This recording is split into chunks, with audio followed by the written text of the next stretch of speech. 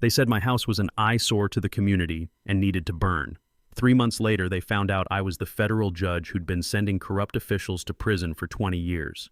I'm standing here in what used to be my living room, where the smell of wet ash still clings to everything like a guilty secret. You can hear the wind whistling through the skeletal remains of what was once hand-hewn log beams. Glass crunches under my boots with each step. Fragments of windows that once framed mountain sunrises I'll never see again. The security footage doesn't lie. There's HOA President Patricia Blackwood directing what she called a controlled burn for fire safety violations. Funny thing about fire safety, my house passed every inspection. But they made one critical mistake when they decided to play with matches. They never asked what I used to do for a living. What would you do if your HOA tried to literally burn you out?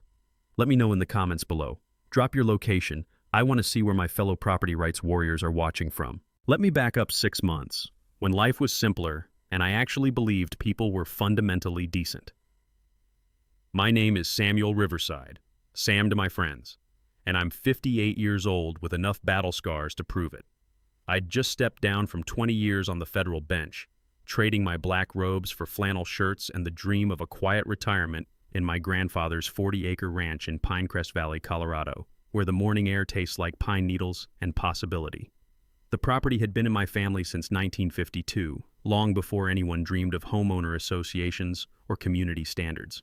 I'd spent the last 2 years turning Grandpa's original cabin into something special, solar panels gleaming on the roof, rainwater collection systems, and an organic garden that would make any environmentalist proud.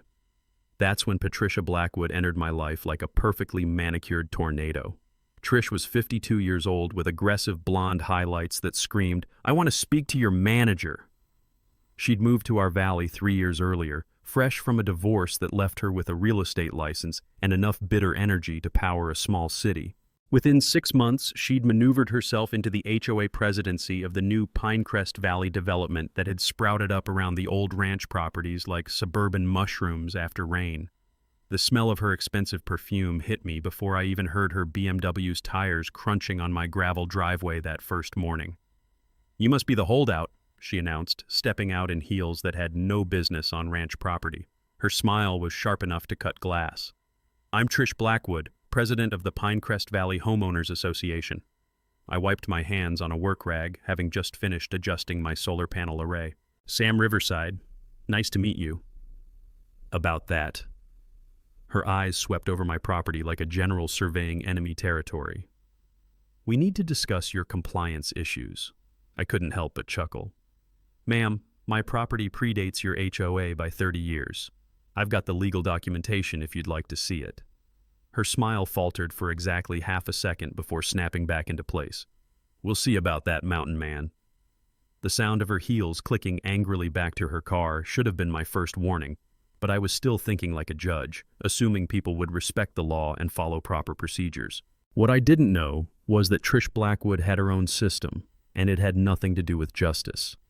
Her real estate firm had recently signed an exclusive agreement with Pinnacle Development Group, and my 40 acres of prime valley floor represented a $2 million subdivision opportunity. All they needed was one stubborn old man to disappear. Within a week, the anonymous complaints started flooding the county offices. Septic violations that didn't exist, zoning infractions that made no sense, building code issues for structures that had been properly permitted and inspected. Each morning brought a new county inspector to my door, each one leaving with the same confused expression and the same conclusion. Everything was perfectly legal. But Trish was just getting started. I caught the scent of trouble on the autumn wind, something bitter and desperate that had nothing to do with the changing leaves. One morning, I noticed surveyors' stakes appearing near my property line, driven into the earth like tiny grave markers. My neighbors thought I was just a retired contractor who'd gotten lucky with some land, having no idea they were watching a federal judge prepare for the fight of his life. 20 years of sending corrupt politicians and white-collar criminals to federal prison had taught me to recognize predators, and Patricia Blackwood was circling for the kill. 3 weeks later, Trish made her first real move, and it was a doozy. I was hosting my grandson's 8th birthday party. Nothing fancy, just burgers on the grill and kids running around the yard like caffeinated squirrels, when a process server appeared at my front gate.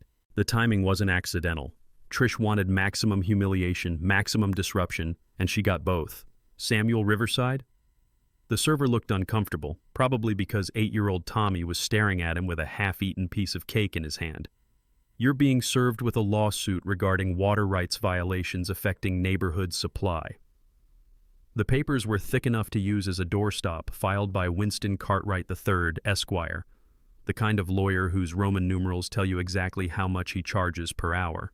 The lawsuit claimed my water usage was somehow draining the entire neighborhood's supply, which was scientifically impossible since we all had independent wells, but facts rarely matter in legal harassment campaigns. By the next morning, Channel 7 News was running the story. "Reclusive landowner hoards water while neighbors suffer." The reporter managed to make my rainwater collection barrels sound like some sort of environmental crime against humanity. I had to admire Trish's media manipulation skills. She'd turned conservation into conspiracy in less than 24 hours. But here's what nobody knew. I hadn't survived 20 years as a federal judge by backing down from bullies. While Trish was busy playing media games, I was doing what I do best: research. A few phone calls to old courthouse contacts revealed that Patricia Blackwood had been cited 3 times by the State Real Estate Board for ethics violations. Her development partner, Pinnacle Properties, had suspicious ties to the city planning office through a web of family connections that would make a genealogist dizzy. Most interesting of all, a simple public records request exposed financial irregularities in the HOA books, nearly $200,000 in unaccounted expenses over the past 18 months. I filed my countersuit the same day, alleging harassment, defamation, and demanding a full accounting of HOA finances. Years of watching intimidated defendants taught me that bullies usually fold when they face real legal consequences, especially when they're suddenly looking at paying your attorney fees. Using my federal court connections, I ensured the case got assigned to Judge Martinez, who had a reputation for zero tolerance toward frivolous litigation. The court hearing was scheduled for the following Tuesday, and Cartwright arrived with the swagger of a man expecting to steamroll some ignorant hillbilly. He'd brought a briefcase full of expensive legal tricks and a condescending smile that probably worked great on intimidated homeowners. What he didn't expect was to face a man who'd written more legal briefs than Cartwright had probably read in his entire career. I appeared in full judicial bearing, the kind of quiet authority that comes from 2 decades of commanding federal courtrooms. My legal briefs were perfectly prepared, my evidence meticulously organized, and my arguments sharp enough to cut diamond. When Judge Martinez asked about the scientific basis for the water shortage claims, Cartwright's confident facade cracked like cheap paint in the desert sun. "Your Honor," I said, rising with the deliberate precision of a man who'd done this dance 1,000 times, "the plaintiff's claims violate basic hydrogeology. Independent wells cannot affect each other's supply unless they're tapping the same shallow aquifer, which geological surveys prove is not the case here." I presented the hydrogeological report I'd commissioned, complete with detailed charts showing separate water sources for each property. The courthouse marble echoed with the sound of Cartwright's confidence crumbling. Judge Martinez dismissed Trish's case with prejudice and awarded me full legal fees, nearly $15,000 that would come straight out of Trish's pocket. The look on Cartwright's face was priceless. "You didn't tell me he was a lawyer," he hissed at Trish as they packed up their files. But the real fireworks happened in the courthouse parking lot. Trish was waiting by my truck, her perfectly manicured composure finally cracking. "You think you're so smart with your fancy legal tricks," she snarled, jabbing a finger at my chest. The afternoon sun glinted off her diamond wedding ring. Apparently she'd kept it as a trophy from the divorce. "This isn't over, Judge Nobody. I'll make your life so difficult you'll beg to sell that worthless property." She stormed off toward her BMW, the sound of her heels clicking angrily across the asphalt like gunshots in the quiet afternoon. Her tires left black marks on the courthouse pavement that probably violated several municipal ordinances. I watched her go with the calm satisfaction of a man who'd just seen his opponent reveal her true nature in front of security cameras. 2 weeks after her courthouse humiliation, Trish decided to get creative with infrastructure warfare. I woke up one Tuesday morning to find my electricity had been accidentally cut during utility work that nobody had bothered to schedule or announce. The power company apologized profusely, explaining that the HOA maintenance crew had somehow convinced them my lines needed emergency disconnection for safety reasons. Funny how safety emergencies always seem to happen right after you embarrass someone in federal court. But Trish was just warming up. By Thursday, my driveway access was blocked by emergency road repairs that stretched on for weeks like some sort of asphalt purgatory. The county claimed it was urgent infrastructure maintenance, though the rest of the neighborhood's roads remained mysteriously intact. Delivery trucks couldn't reach my property, mail service got suspended, and I had to hike half a mile through the woods just to get groceries to my front door. The smell of diesel fuel and hot tar became my daily perfume as construction equipment sat idle for hours, accomplishing nothing except making my life miserable. The cherry on top came when the EPA showed up investigating anonymous reports about my solar panel runoff, supposedly contaminating groundwater. The investigator was a nervous little man named Bradley Winters who kept avoiding eye contact and sweating through his government-issued polo shirt. It took me exactly 3 minutes of casual conversation to realize why he seemed familiar. He was Trish's brother-in-law, married to her younger sister. Nothing like keeping environmental protection in the family. That's when I remembered something my old mentor Judge Harrison used to say. Sam, criminals always document their own crimes if you're patient enough to find the paper trail. So I started documenting everything with the methodical precision that had made me legendary in federal court. My security cameras had caught the HOA maintenance crew tampering with my power lines at 2 in the morning, wearing matching coveralls that probably cost more than most people's monthly salary. A simple record search revealed that the roadwork had been ordered by Trish personally, without proper county approval or permits. Even better, young Bradley had filed his EPA complaint using his personal email address, which was helpfully linked to the Blackwood family Christmas card photos on social media. Time to go public. I contacted Miranda Torres, an investigative reporter at Channel 7 who specialized in government corruption stories. Miranda was sharp as a tack and hungry for a story that would make her career, especially one involving HOA abuse and nepotism. I handed her a complete evidence package. Security footage of utility tampering, fraudulent work orders, financial mismanagement documents, and proof of the EPA conflict of interest that would make any ethics lawyer weep with joy. Within 48 hours, Channel 7 was running a 3-part expose titled HOA Gone Rogue. Miranda's investigation revealed that Trish had been systematically intimidating residents throughout the neighborhood, threatening fines and liens for infractions like garden gnomes and unauthorized mailbox colors. One elderly neighbor, Mrs. Peterson, broke down on camera describing how Trish had threatened to foreclose on her home over a small vegetable garden that violated aesthetic unity guidelines. The story went viral on local property forums faster than gossip at a church social, and suddenly, HOA meeting attendance surged from the usual 5 bored retirees to over 60 angry residents demanding answers. But Trish wasn't about to go quietly. She called an emergency HOA meeting to address the misinformation campaign being waged against our community leadership. Standing at the front of the packed community center, she attempted to change the HOA bylaws retroactively to include my property, claiming it was necessary to protect everyone's property values from one selfish individual. When several residents pointed out that retroactive rule changes were illegal, Trish produced a petition with 47 signatures supporting the bylaw modifications. The only problem? I recognized at least 12 of those signatures as forgeries, having spent years examining fraudulent documents in federal court. When I challenged the petition's authenticity, demanding verification of the signatures, Trish's composure finally cracked completely. "This man is a dangerous anti-government extremist who's been hiding his criminal past from all of you," she screamed, pointing at me with a trembling finger that betrayed her desperation. "He's trying to destroy our community because he hates law and order." The irony was so thick you could cut it with a knife. Here was a woman who'd been breaking laws left and right, accusing a federal judge of being anti-government. The musty smell of hastily printed legal documents filled the room as nervous energy crackled through the packed meeting like electricity before a thunderstorm. I smiled and said nothing, knowing that every word she spoke was digging her grave deeper. After her public meltdown at the HOA meeting, Trish decided to go nuclear with personal destruction. Within days, rumors started spreading through the neighborhood like wildfire. Whispered conversations at the grocery store about how I was supposedly a disgraced judge hiding from some massive scandal. Anonymous flyers appeared overnight on windshields and doorsteps, featuring my photo with bold text declaring, "Dangerous criminal living among us," and urging residents to protect your families from this threat. But Trish made her biggest mistake when she went after my family.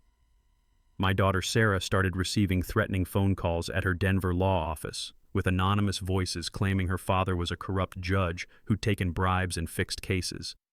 The calls were always brief and untraceable, just long enough to plant seeds of doubt and fear. When I found "Judge Scum Go Home" spray painted across my front fence in angry red letters, the sharp smell of fresh paint mixing with mountain air told me we'd crossed a line from harassment into something much darker. The community polarized faster than oil and water. Newer residents, mostly Trish's allies who'd bought into her property values propaganda, avoided eye contact when they saw me in town. But the old-timers, families who'd been here since before the developments, started quietly approaching me with support. Mrs. Peterson brought me homemade cookies and whispered that she'd never believed the rumors. Tom Morrison, a local contractor, stopped by to fix my fence and mentioned that Trish had cost him a $30,000 job by spreading lies about his work quality. The HOA meetings became war zones with shouting matches that could probably be heard in the next county, while the smell of fear was stronger than the coffee at those gatherings. That's when I decided to fight back with everything I'd learned in 20 years of federal service. I reached out to my former colleagues at the FBI Cybercrime Unit, men and women who'd helped me prosecute digital stalkers and online predators. Within a week, they'd traced the anonymous harassment calls to computers at Trish's real estate office, complete with IP addresses and timestamps. From my years handling federal cases, I knew that documenting everything with precise timestamps and digital evidence creates bulletproof harassment cases that even the best defense attorneys can't wiggle out of. I also filed a formal judicial misconduct complaint against Bradley Winters, the EPA brother-in-law, for his obvious conflict of interest and abuse of federal authority.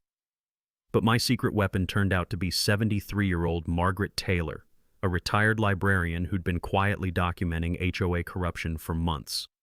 Maggie had been one of the original HOA founding members back when it was just a loose organization to coordinate snow plowing and road maintenance. She approached me after one particularly heated meeting, her arms full of banker's boxes that smelled like old paper and determination. "Judge Riverside," she said, using my title for the first time, "I think you need to see these."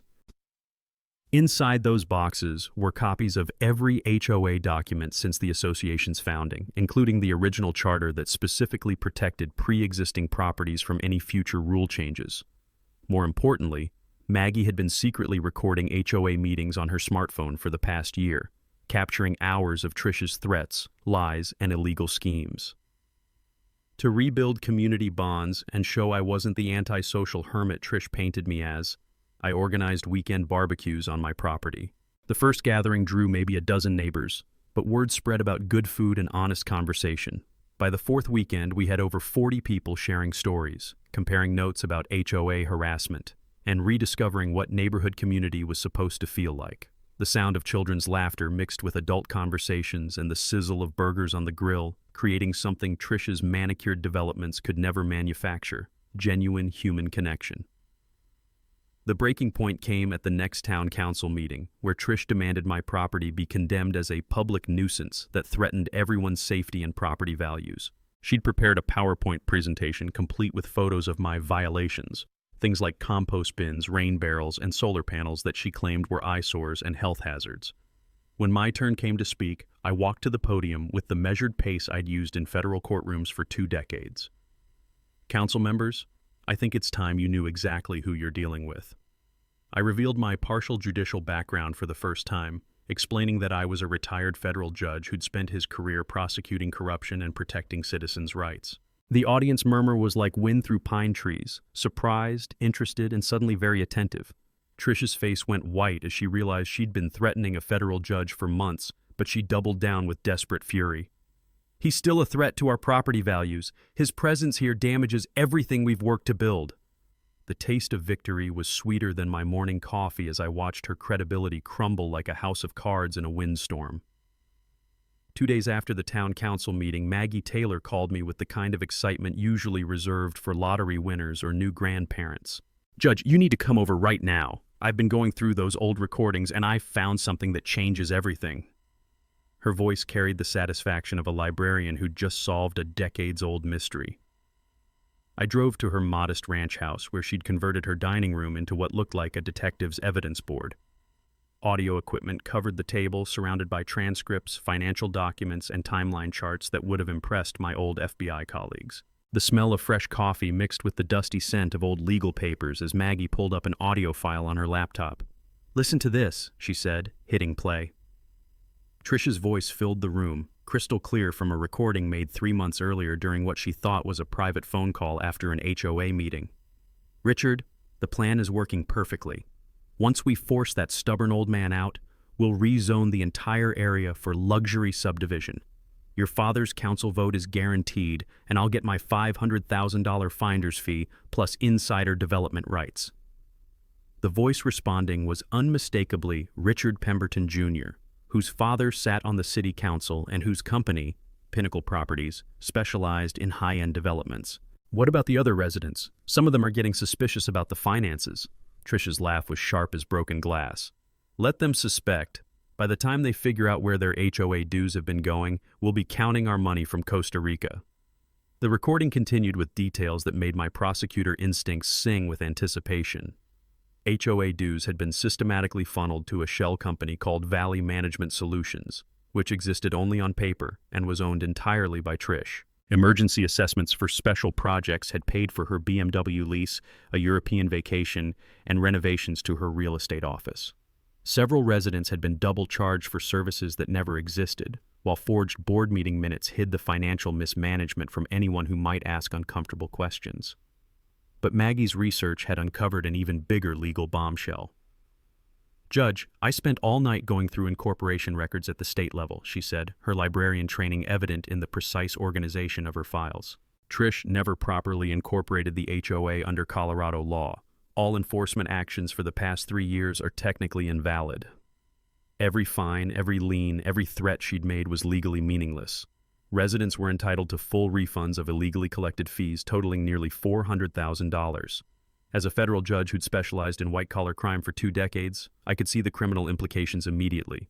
Mail fraud for using postal services to collect illegal fees, wire fraud for electronic transfers to her shell company, conspiracy charges for the development scheme with Pemberton. This was exactly the kind of corruption case that had made my reputation. The irony was almost too perfect. Patricia Blackwood had been threatening and harassing the one federal judge, whose specialty was sending people exactly like her to prison. "There's something else," Maggie said, leaning forward conspiratorially. "I researched your background online after the town meeting. You're not just any retired judge. You're the one they called the hammer for corruption cases. Trish has been threatening a legend." The taste of justice was already sweeter than my morning coffee, but I knew rushing to prosecute would rob me of something more satisfying. Instead of immediately calling my former colleagues at the U.S. Attorney's Office, I decided on poetic justice. I would let Trish continue her illegal schemes, documenting every crime while she unknowingly sealed her own fate. The trap was set, and Patricia Blackwood was about to discover that some prey bites back. The next morning, I converted my garage into a command center that would have made any FBI task force proud. Evidence boards lined the walls, connected by red string that mapped out Trish's web of corruption like a spider's deadly masterpiece. The smell of fresh printer ink filled the air as documents churned out timeline charts, financial audits, and communication logs that painted a picture of systematic fraud spanning 18 months. My team assembled over the next week like characters from a legal thriller, each bringing unique skills that complemented my federal court experience. Maggie Taylor became my master archivist, her librarian training perfect for organizing mountains of documentation and secretly recorded conversations. Miranda Torres brought media connections and hunger for a story that would make national headlines. Detective Ray Kowalski, my late brother's former police partner, provided law enforcement insights and connections throughout the state. Elena Rodriguez, a civil rights attorney specializing in housing discrimination, joined after hearing about Trish's targeting patterns against elderly and minority residents. The most surprising addition was Tom "Tank" Morrison, the local contractor Trish had cost $30,000 through her lies and manipulation. Tank brought intimate knowledge of the construction world plus a personal grudge that made him extremely motivated to see justice served. His weathered hands could read blueprints like novels, and he immediately spotted irregularities in Pinnacle Properties development proposals that no one else had noticed. Elena's legal analysis revealed something that made my blood boil. Trish's harassment wasn't random. She'd systematically targeted elderly residents, single women, and the few minority families in our neighborhood, using different tactics for each group. The pattern suggested deliberate discrimination violating the Fair Housing Act, adding federal civil rights charges to our growing case file. Over coffee that tasted like victory, Elena explained how we could build a class action lawsuit that would recover stolen funds while providing substantial damages for emotional distress and civil rights violations. Tank coordinated with a professional forensic accountant who traced the money laundering scheme through multiple shell companies and offshore accounts. From my years prosecuting financial crimes, I knew that electronic transfers leave digital breadcrumbs that competent prosecutors can follow blindfolded, and Trish had been sloppy with her transactions. The digital trail led from HOA dues through Valley Management Solutions, then to accounts in 3 different states before finally landing in Trish's personal investment portfolio.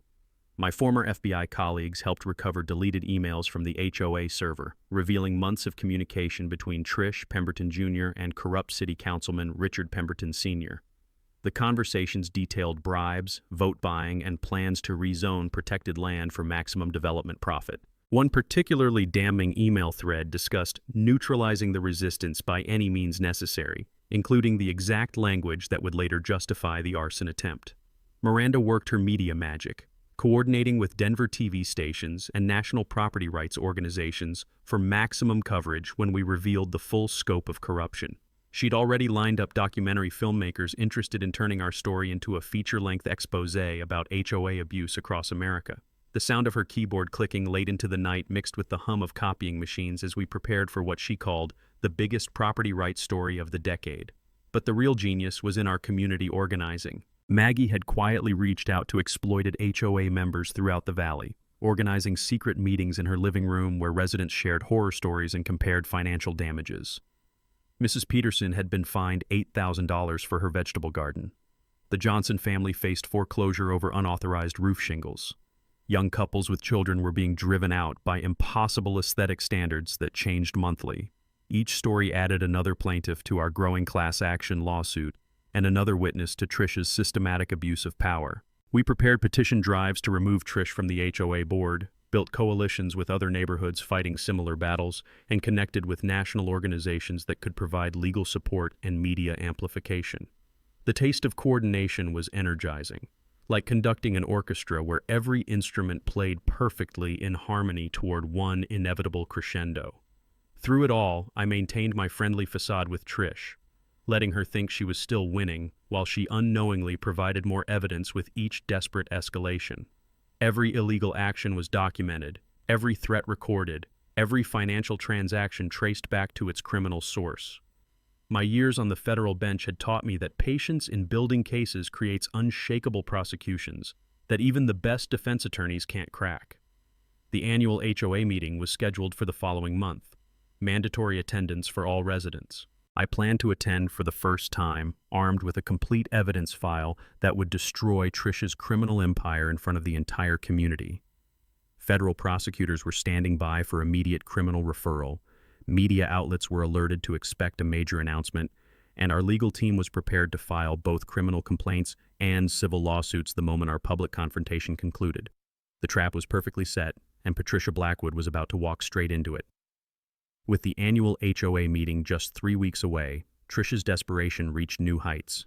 She approached me privately one evening as I was checking my mailbox, her BMW purring in my driveway like a predator marking territory. The smell of her expensive perfume couldn't quite mask the scent of fear-induced sweat as she stepped out carrying a manila envelope thick enough to stuff a turkey. "Sam, let's be reasonable adults here," she said, her voice honey-sweet but her eyes cold as mountain snow. "I think there's been a misunderstanding between us." She handed me the envelope with hands that trembled slightly despite her confident facade. Inside was $100,000 in cash, crisp hundreds bundled with bank straps. "Just walk away from all this drama. Sell your property to my development partner, and everyone wins. You'll be rich, the community gets improved, and we can all move forward." When I politely declined her generous offer to commit federal bribery, her mask slipped completely. "Fine, but you have no idea what you're dealing with. I will destroy your reputation so thoroughly that no one will ever believe another word you say." She snatched the envelope back with enough force to tear the paper, bills scattering across my driveway like evidence of her desperation. My security system recorded our entire conversation, including her explicit threats, which would later become beautiful evidence in federal court. Within hours, fake social media accounts began spreading elaborate lies about my judicial record. claiming I'd been investigated for taking bribes and fixing cases for wealthy defendants. Anonymous letters flooded the state judicial board alleging misconduct, while harassment calls targeted my former court staff and fellow judges who'd worked with me for decades. The smear campaign was professionally orchestrated but criminally stupid. Every digital attack left electronic fingerprints that my FBI friends traced back to computers at Trish's real estate office and Pinnacle Properties. Her private investigator's background check had finally revealed my true identity, sending her into full panic mode when she realized she'd been threatening a federal judge whose specialty was white-collar corruption.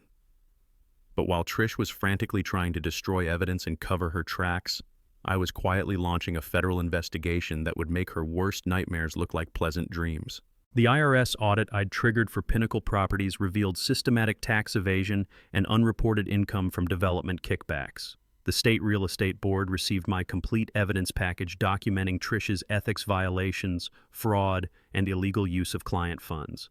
From my years prosecuting similar cases, I knew that attempting to bribe or threaten a federal judge carries a minimum 15-year federal sentence, something Trish was about to learn the hard way. Even the local bar association got an anonymous tip about Cartwright's participation in the harassment conspiracy, complete with audio recordings of him knowingly filing frivolous lawsuits. Community pressure was building like steam in a pressure cooker. Neighbors who'd been terrorized for years finally found courage to speak out, openly defying HOA orders and displaying "Stop HOA Corruption" yard signs throughout the neighborhood. My weekend barbecues had grown to 40-plus neighbors sharing stories, comparing notes, and building the kind of solidarity that Trish's divide-and-conquer tactics couldn't break. Several HOA board members resigned rather than continue participating in what they now recognized as criminal conspiracy. That's when Trish decided to go nuclear with public relations warfare. She hired Morrison & Associates, an aggressive PR firm specializing in crisis management for corrupt politicians and corporate scandals. Their strategy was brilliant in its audacity. Paint me as a corrupt judge using judicial privilege to escape legal property requirements while terrorizing an innocent community leader. Anonymous tips flooded the FBI claiming I was a dirty judge taking bribes, while carefully orchestrated media leaks suggested I was abusing my federal connections to intimidate honest citizens. The PR campaign backfired spectacularly. Federal agents who investigated the corruption allegations confirmed my spotless reputation within hours, while electronic surveillance of Trish's office revealed the full extent of her conspiracy with Pemberton Sr. and Jr. Phone taps caught conversations about witness intimidation, obstruction of justice, and plans to flee the country if their schemes collapsed. The metallic taste of fear was evident in every recorded conversation, as Trish's voice grew more desperate with each passing day. The surveillance recordings were comedy gold, Trish frantically shredding documents while simultaneously trying to coordinate her defense with increasingly expensive attorneys who kept discovering new crimes with each billable hour. Her office sounded like a paper shredder convention mixed with the nervous energy of criminals who know the walls are closing in. But the most damning evidence came from her own mouth during a recorded conversation with Pemberton Jr. If that judge thinks he can destroy me, he's about to learn what real power looks like. I don't care if it takes burning down half the valley, I will not lose to some washed-up old man in flannel shirts.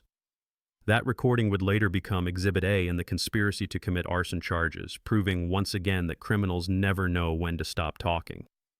2 weeks before the annual HOA meeting, Trish's desperation hit rock bottom when she connected with Danny Voss, Tank Morrison's disgruntled former employee who'd been fired for drinking on the job and cutting safety corners. Danny was a walking disaster with enough grievances against the world to fuel a small war, making him the perfect tool for someone willing to cross the final line into violent crime. The plan was elegant in its simplicity and terrifying in its implications. Trish paid Danny $10,000 in cash to stage an accidental electrical fire during the next windstorm, when emergency response would be delayed and investigators would assume natural causes. Danny's girlfriend Lisa, however, had enough conscience left to secretly report the arson plot to Detective Kowalski, who immediately coordinated with state and federal authorities to set up a sting operation that would catch everyone red-handed. On the appointed night, I evacuated to my daughter's house in Denver as a precaution, while police and fire departments positioned themselves around my property like pieces on a chessboard. Hidden cameras captured every angle of the 40-acre spread, while federal agents monitored radio communications to gather evidence that would seal Trish's fate forever. The smell of anticipation mixed with autumn air as we waited for Danny to make his move, knowing that arson for hire carries federal charges with a minimum 20-year sentence when it crosses state lines or involves interstate commerce. At 2 in the morning, during a planned power outage that Trish had arranged through her utility company contacts, Danny arrived in his pickup truck loaded with professional accelerants and the kind of arrogance that comes from thinking you're smarter than law enforcement. He worked methodically, dousing the foundation and interior walls with chemicals designed to create an explosive fire that would consume evidence along with everything I'd built. The fire department allowed the controlled burn to proceed long enough to gather irrefutable evidence, watching my dream home disappear into flames that could be seen from miles away. The entire neighborhood watched in horror as 20 years of memories and 2 years of renovation work turned to ash and smoke. Mrs. Peterson sobbed openly while Tank Morrison's hands clenched into fists that could have crushed steel. The sound of sirens echoed through the valley like a funeral dirge, while the acrid smell of burning wood and dreams filled the night air with the scent of injustice that would burn in my memory forever. Danny was arrested before the flames died down, still reeking of accelerants and carrying receipts that traced directly back to Trish's cash payments. He flipped faster than a pancake on Sunday morning, revealing not just Trish's payment and detailed instructions, but also her backup plan to blame the fire on my unsafe solar panel installation. Bank records showed her $10,000 withdrawal the day before the fire, while phone records revealed 47 calls between them in the previous week as they coordinated what they thought was the perfect crime. But Trish's biggest mistake came the next morning when she called Channel 7 News to suggest that I had torched my own house for insurance money.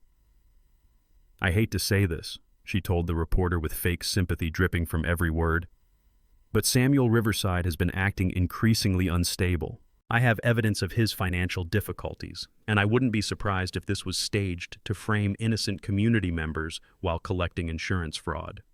The interview was recorded and immediately became evidence of defamation, conspiracy, and obstruction of justice. Community outrage exploded like a secondary fire throughout the valley. Neighbors who'd remained neutral finally understood the depths of Trish's criminality, organizing relief funds for my losses while demanding federal investigation into the entire corruption scheme. Local churches opened their doors for donations and support, while national property rights organizations descended on our small community with lawyers, media attention, and resources that turned our local fight into a national symbol of resistance against HOA tyranny. The federal response was swift and devastating. The U.S. Attorney's Office announced a major investigation into HOA corruption and arson conspiracy, while FBI agents raided Trish's office, home, and real estate company with search warrants that left no stone unturned. Computers were seized, files confiscated, and safety deposit boxes opened to reveal the full scope of financial crimes spanning multiple states. Pinnacle Properties offices were sealed with yellow tape, while investigators traced money laundering schemes through offshore accounts and shell companies. City Councilman Pemberton Sr. was placed on administrative leave pending investigation, his political career destroyed faster than my house had burned. The EPA's Bradley Winters faced federal charges for abuse of authority and conspiracy, while Attorney Cartwright found himself under investigation by both the Bar Association and federal prosecutors for his role in the harassment campaign.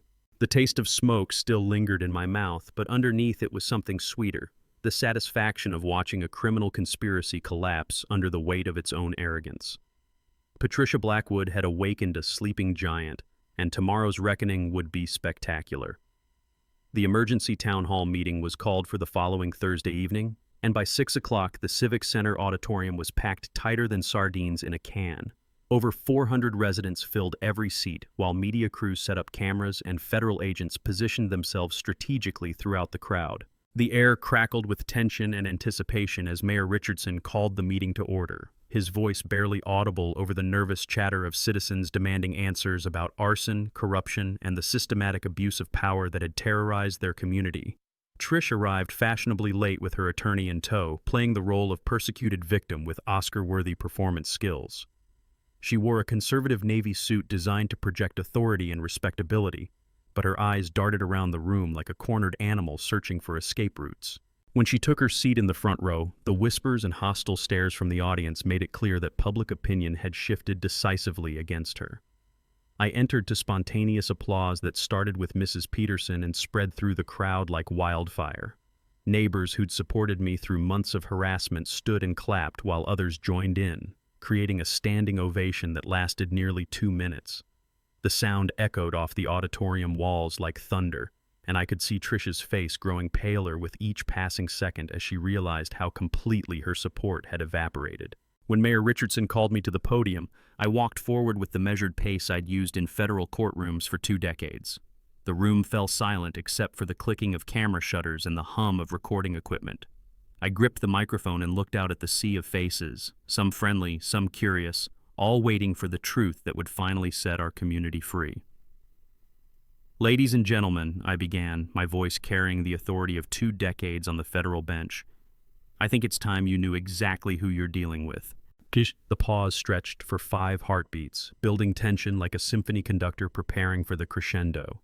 My name is Federal Judge Samuel Riverside, and I have served the Western District of Colorado for 20 years, specializing in corruption cases that send criminals exactly like Mrs. Blackwood to federal prison.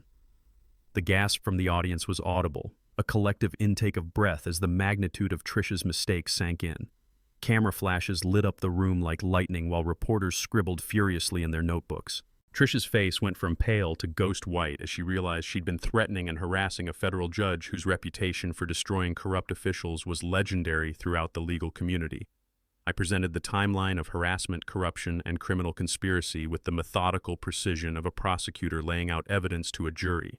Audio recordings of bribery attempts and threats filled the auditorium, while financial documents projected on screens showed the systematic theft of HOA funds totaling nearly $400,000. Photo evidence of property tampering and vandalism appeared alongside bank records proving money laundering through shell companies that existed only on paper.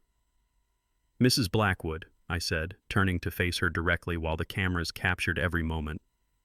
In my 20 years on the federal bench, I have sent dozens of corrupt officials to federal prison for crimes ranging from bribery and conspiracy to mail fraud and racketeering. Your arson conspiracy alone carries a 20-year federal sentence, but what troubles me most is how you terrorized this entire community, targeting the elderly, minorities, and anyone who dared question your authority. I paused and addressed the packed auditorium with the full weight of my judicial office behind every word. But here's what Mrs. Blackwood never understood. In America, we don't bow to petty tyrants who think a title gives them the right to destroy lives. This ends now. Trish's composure finally shattered completely. She leaped to her feet, pointing at me with a trembling finger, while her voice rose to a near shriek that echoed through the stunned auditorium. He's a corrupt judge abusing his power. You're all being manipulated by a criminal who's hiding behind his federal connections. Her attorney tried desperately to quiet her, but she continued ranting like a woman possessed. I was protecting this community from a dangerous man who hates everything we've worked to build. The irony was perfect.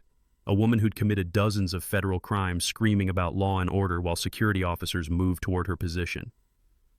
You're all sheep. Easily manipulated sheep who can't see that I was the only one protecting your property values. As they escorted her from the building, her voice echoing down the hallway like the wail of a defeated dictator, U.S. Attorney Janet Morrison took the podium to announce a 47-count federal indictment that would ensure Trish spent the next 2 decades in federal prison. The taste of justice was sweeter than mountain honey as applause thundered through the auditorium, and I realized that sometimes the system really does work when good people finally stand up to bullies. 6 months later, the legal outcomes exceeded even my most optimistic expectations. Patricia Blackwood was sentenced to 15 years in federal prison with no possibility of parole, plus $2.4 million in restitution to the community she'd terrorized for years. Danny Voss received 8 years for arson conspiracy but cooperated fully with investigators, providing testimony that sealed convictions for the entire criminal network. Corrupt City Councilman Pemberton Sr. got 12 years and a lifetime ban from holding public office, while his son's development company collapsed under fraud investigations. Even Bradley Winters, the EPA brother-in-law, received 5 years in federal prison and lost his government pension for abusing his authority. The community healing process began immediately after the convictions. With help from over 60 volunteers, I rebuilt my house using an improved design that included a community meeting space and lending library where neighbors could gather without fear of HOA retaliation. The new structure incorporated lessons learned from the fire, better fireproofing, enhanced security systems, and solar panels that doubled as a symbol of our community's resilience. Property values actually increased throughout the valley as positive media attention attracted buyers who wanted to live in a neighborhood famous for standing up to corruption. The most meaningful outcome was the Pinecrest Valley Educational Foundation, established using the $400,000 in recovered HOA funds, plus matching donations from supporters nationwide. The scholarship program provides college funding for local students, with preference given to those pursuing careers in law, journalism, or public service. Our annual scholarship dinner has become a beloved community tradition, bringing together families who once lived in fear under Trish's reign of terror, but now celebrate the power of ordinary citizens working together for justice. My relationship with investigative reporter Miranda Torres blossomed into something neither of us expected when this nightmare began. She won a Pulitzer Prize for her series exposing HOA corruption nationwide, while I discovered that retirement was far more enjoyable when shared with someone who appreciated both good coffee and the satisfaction of holding powerful people accountable. We married last spring in a ceremony held in my rebuilt community space, surrounded by neighbors who'd become family through shared struggle and ultimate triumph. The environmental initiatives we started transformed our valley into a model of sustainable living. The solar cooperative reduces everyone's energy costs, while our community garden produces fresh food for the local food bank year-round.